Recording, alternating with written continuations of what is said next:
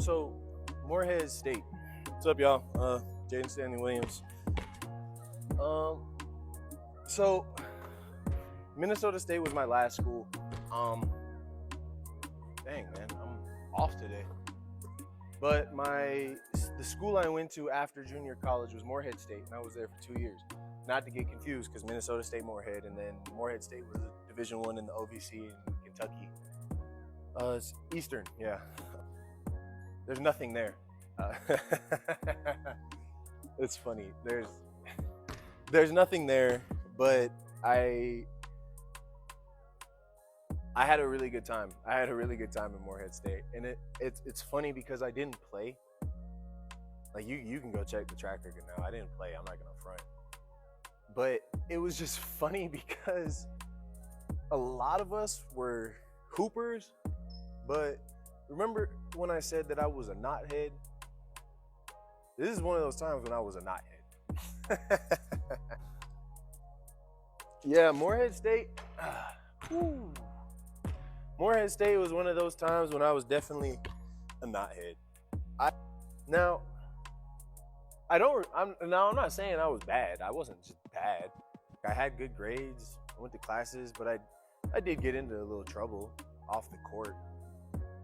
Now, I'm not talking like federal trouble. I'm not saying like I was gonna go to jail, but just regular dumb college kid trouble. Like just dumb stuff.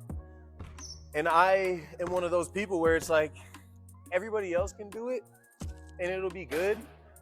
But once I do it, if Jaden Stanley-Williams does it, I'm gonna be the one that gets the short end of the stick. Stupid that everybody else is doing, and tough. I don't want to do something that everybody else is doing, and then it ends up being me that gets caught or ends up getting duped for it. So yeah, just did some knothead stuff. And I remember when I talked about being a coach and how I see players from a coach's perspective, I see myself from their perspective now. And I'm really grateful for them because they did give me a lot of grace. They looked out for me when they didn't have to. A lot of them guys. So yeah, shout out the coaching staff at Morehead State.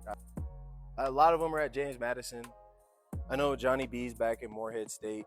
Now, the thing with being at Division I is while you're there, you're not going to think they're all that good of guys because you're just there. But once you leave and you look back on it, you're like, okay, I kind of see where you were coming from now. Maybe I should have listened, but you caught me at a weird age. You caught me in my 19 through 20. That's a bucket. It's not a bucket. You caught me in my 19 through 21 rebellious age, so forgive me. I'm sorry, guys. But while I was there, we did win a conference championship, and that's when I played. Man, that was a tough squad. We had some killers on that team. Let's see. It was 2021 to 20? No. It was 2020 to 2021 because it was COVID year. We won the COVID year. But man, we had some killers on that team from top to bottom. And the team before was good. My sophomore year, the year right after JUCO, the team before that was good. But the team after that was really good. I know Ty had went down. And Ty is a really good basketball player. So we kind of like, he had a really good freshman year. And that following year, we were kind of like, okay, yeah, Ty's going to be the one, essentially. He ended up having like a freak accident. And I was like, freak accident. He recovered well. But I was just like, whoa. And so that's when Janai stepped up. And Janai had like a dominant freshman season. Like he just killed and he was killing. And it was like, then you knew he was going to be in the NBA. You're like, dude, this is a footer moving like that, you know? And you're just like, yeah, he's a killer. As young as he is, being a part of a team like that, being a part of a team where there's a bunch of killers, puts you in a position where you're like, okay, I've always kind of been the killer. I've kind of always, you know, been one of those guys. And I just wasn't that there. I just didn't play. And I'm not, at the time I was salty about it. You're not going to sit on the bench and not be salty about it. That's the whole reason I'm here. So I'm not going to, like now I understand it. Like I wouldn't have played me either. There were some times I messed up the plays. There were sometimes I blew up a defensive assignment. So I wouldn't have played me either. It makes sense.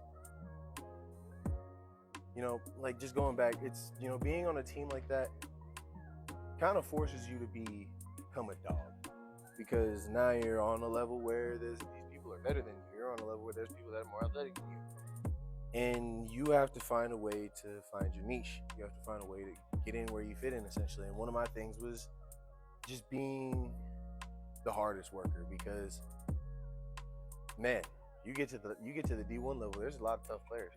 There's a lot of tough players everywhere. D1, D2, D3, NAIA, NJCAA. But at the D1 level, it's just faster. It's a little different. Man, my first game, I remember I got in and all the training that I did just kind of, it didn't go out the window, but I was so gassed. I was so tired. Now, I will say this.